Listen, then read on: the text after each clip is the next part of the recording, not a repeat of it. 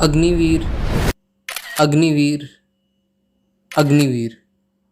आखिर क्या है ये अग्निवीर स्कीम जिसके लिए युवा जान दे भी रहा है और जान लेने को भी राजी है। 12 ट्रेनें जल चुकी हैं देश भर में, पुलिस स्टेशन जल रहे हैं और देश भर में दंगे जैसी स्थिति बन रही है धीरे धीरे, वो अलग। आखिर सेंट्रल गवर्नमेंट की ऐसी कौन सी मजबूरी है कि उनको अग्निपथ स्कीम लानी पड़ रही है, और इन स्टूडेंट्स की ऐसी कौन सी मजबूरी है कि इनको अपनी बात सुनाने और समझाने के लिए विद्रोह करना पड़ रहा है। और आखिर में एक कंक्लूजन भी दूंगा, सो वीडियो के आखिरी तक जरूर बने रहिएगा। तो सबसे पहले समझते हैं क्या है ये अग्निवीर स्कीम जिसको सेंट्रल गवर्नमेंट लेके आई है, जिसके लिए युवा विद्रोह कर रहे हैं। अग्निपथ योजना, जिसमें 17.5 से 21 साल के जो यंगस्टर्स हैं वो अप्लाई कर सकते हैं 4 साल की सेना में नौकरी के लिए, जिसमें 6 महीने की ट्रेनिंग होगी, 3.5 साल का जॉब होगा, जिसमें क्लर्क, हवलदार और लास्ट नायक जैसे पोस्ट पे आपको रिक्रूट किया जाएगा। इसमें हर साल 50,000 लोगों को रिक्रूट किया जाएगा और इन्हें फिक्स्ड सैलरी दी जाएगी 4 साल तक, जिसके बाद इनको रिटायर कर दिया जाएगा। इन्हें सेना अग्निवीर कहती है। सेना आपको ईयर ऑन ईयर उतनी ही सैलरी देगी जितनी आपको इस वक्त स्क्रीन पे दिख रही है, और इसमें से 30% आपका डिडक्ट किया जाएगा सेवा निधि के तहत, जिसको आप साफ सुथरी भाषा में रिटायरमेंट फंड भी बोल सकते हैं, जो कि आपको रिटायरमेंट के टाइम पे जितना पैसा उसमें होगा उतना ही सेंट्रल गवर्नमेंट जोड़ के आपको टोटल पैसा देगी 11 लाख के अराउंड। और इसमें आपको आर्मी कहती है कि 4 साल की सर्विस के बाद 25% लोगों को वो परमानेंट कर देगी, जो कि परमानेंट नहीं होगा, 10-15 साल की शॉर्ट सर्विस होगी। और आर्मी आपको ये भी कहती है कि ऑन ड्यूटी आपको 48 लाख का इंश्योरेंस दिया जाएगा, और साथ ही साथ अगर आपको कुछ हो जाता है तो 1 करोड़ रुपए आपको कंपनसेशन भी दिया जाएगा। और अगर आप उन 75% लोगों में से हैं जो रिटायर हो गए हैं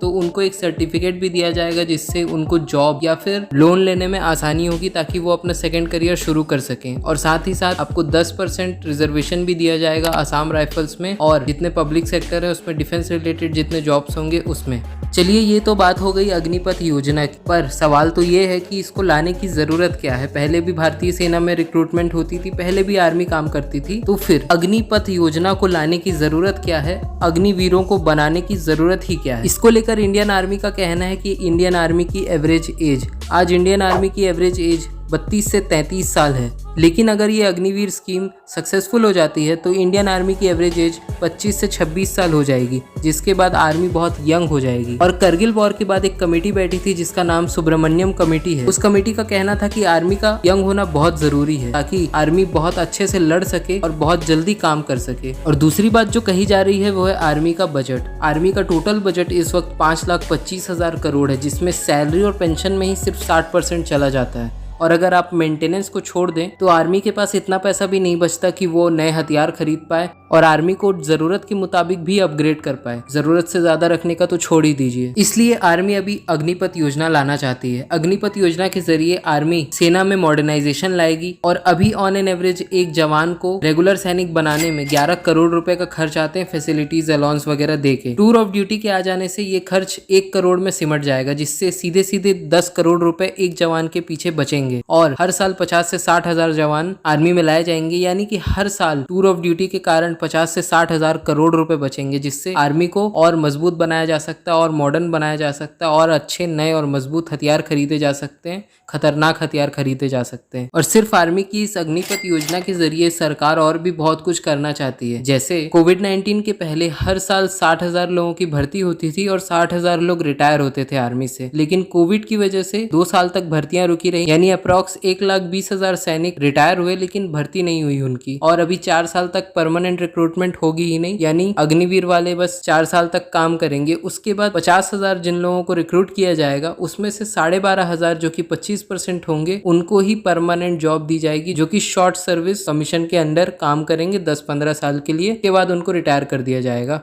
और उनकी जगह नए लोगों को लाया जाएगा। तो इस तरह से 6 साल तक आर्मी में कोई जॉब रिक्रूटमेंट परमानेंट बेसिस पे नहीं होगी, जिससे होगा ये कि 3,60,000 पोस्ट 2026 तक खाली रहेंगी, जब तक अग्निपथ का पहला बैच रिटायर नहीं होता और उसमें से 25% लोग परमानेंट बेसिस पे आते नहीं हैं 10-15 साल के लिए। लेकिन आपने एक बात गौर की है कि इंडियन आर्मी में टोटल 14 लाख सैनिक हैं, लेकिन 2026 तक जब रिक्रूटमेंट नहीं होगी तो टोटल 3,60,000 के घटने से वो 10,40,000 ही रह जाएंगे, और उसके बाद सिर्फ 12,500 लोगों को ही परमानेंट बेसिस पे रखा जाएगा। लेकिन रिटायरमेंट का जो काम है, ईयर ऑन ईयर जो 60,000 लोग रिटायर होते हैं वो होते ही रहेंगे। इससे धीरे धीरे आर्मी छोटी होती जाएगी और आर्मी के पास पैसा पैसा बचता जाएगा, जिससे आर्मी नए हथियार खरीदेगी, आर्मी को मॉडर्नाइज किया जाएगा और एक 10-15 साल के पीरियड के अंदर अंदर एक छोटी, ताकतवर और पेंशन की टेंशन कम देने वाली आर्मी खड़ी हो जाएगी, जो कि भारत को और मजबूत बनाएगी।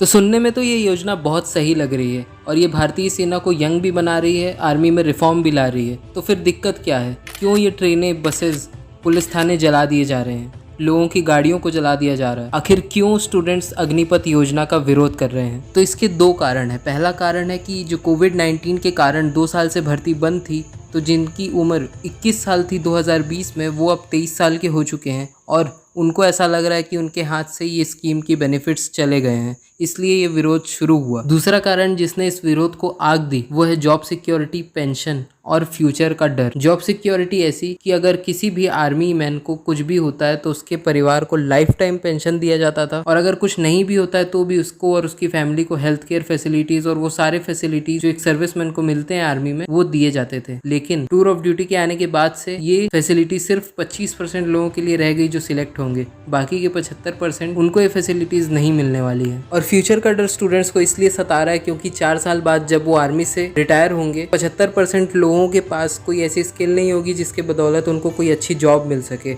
उन 38,500 लोगों के पास जो कि 50,000 में से रिटायर होंगे, उनको बहुत से बहुत ATM बैंक में जॉब मिलेगी, सिक्योरिटी गार्ड की या फिर ऐसे ही किसी टाइप की जॉब मिलेगी, लेकिन उनका फ्यूचर सिक्योर होने वाली कोई ऐसी जॉब नहीं मिलेगी, जो कि पहले आर्मी मैन को टेंशन लेने की ज़रूरत नहीं पड़ती थी क्योंकि उसके पास पेंशन होती थी। अब 4 साल के बाद युवा क्या करेगा, इसकी बहुत हद तक लोगों को टेंशन है। मेरा अपना ओपिनियन इन स्टूडेंट्स को यही है कि अगर आपको अग्निपथ स्कीम पसंद नहीं है तो आप इसका विरोध कीजिए, विद्रोह मत कीजिए, क्योंकि इससे नुकसान सिर्फ हमारा ही है। किसी अनजान की गाड़ी मत जलाइए, पब्लिक ट्रांसपोर्ट्स को मत जलाइए जिससे किसी का नुकसान हो। आप शांति से प्रदर्शन कर भी अपनी बात रख सकते हैं। वैसे आपका अग्निपथ स्कीम के बारे में क्या कहना है, कमेंट करके ज़रूर बताइएगा।